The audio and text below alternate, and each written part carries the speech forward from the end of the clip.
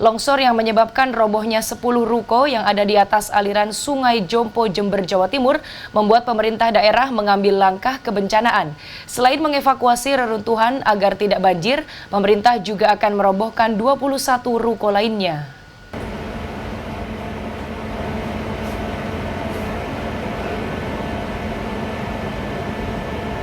Inilah detik-detik robohnya 10 rumah toko yang berada di Jalan Sultan Agung, Kabupaten Jember, Senin pagi.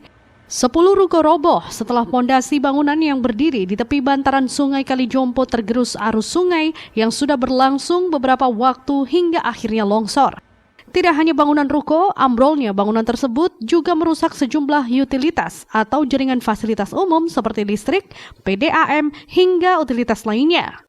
Akibat kejadian ini, jalan nasional menuju Jember mengalami keretakan serius dan masih disterilkan agar tidak dilalui kendaraan. Meski terjadi kerusakan material, kejadian ini tidak menyebabkan korban jiwa. Sementara untuk kerugian masih dalam penaksiran karena masih tertimbun material ruko.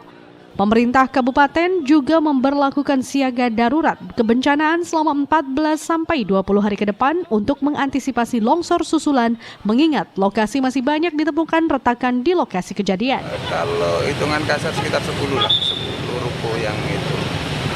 Cuman panjangnya sekitar kalau dihitung 45 meteran. 45 meter? Iya, cuman potensi longsor juga ada potensi longsor susulan yang memang sudah retak.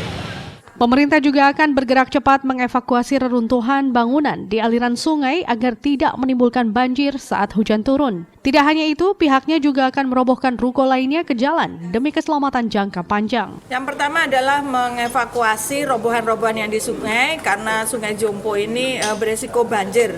Tidak ada robohan bangunan saja sudah airnya tinggi, takut meluap.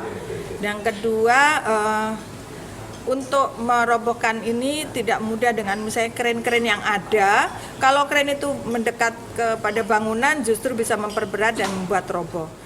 Lebih dari itu, Pemkab akan mengidentifikasi keberadaan ruko yang dibangun pada tahun 1976 karena merupakan aset Pemkab Jember serta melakukan penataan kembali sejumlah utilitas seperti jaringan kabel PLN dan saluran pipa PDAM. Syaiful Kusmandani, Jember.